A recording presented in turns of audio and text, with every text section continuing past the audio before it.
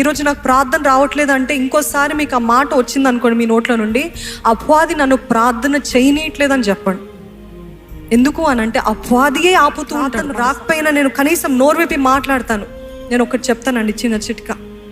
మీకు ప్రార్థన చేయడము కష్టం అవుతుందంటే, ప్రార్థన చేయడం రావట్లేదంటే, ఎన్నోసార్లు దైవజనులు కూడా చెప్పారు, నేను కూడా చెప్తూ వచ్చాను ఇంటిదంటే, ప్రార్థన నాకు రావట్లేదు, అట్మాస్ఫియర్ మారట్లేదు, డ్రైగా ఉంది, ప్రార్థన చేసుకోవడం కొంచెం కష్టంగా ఉంది అన్నప్పుడు మొట్టమొదటిగా మీరు చేయాల్సింది ఏంటిదంటే, play some nice instrumental worship music.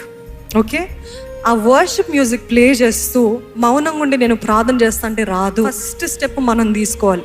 అపవాది అంటూ ఉంటాడు, ఆ ఫోన్ చూడు, ఆ మెసేజ్ చూడు, లేకపోతే అక్కడ ఏదో అవుతుంది, ఇది అవుతుంది అని మనలో ఇట్లాంటి తలంపులు నాటుతాడు. కావాలంటే మీ ఫోన్ దూరంగా పెట్టుకోండి, మీకంత ఆశా నిగ్రహము లేకపోతే. నోరు విప్పి ఫస్ట్ స్తుతించడం స్టార్ట్ చేసింది. పరమ తండ్రి నీకు వందనాలయ్యా,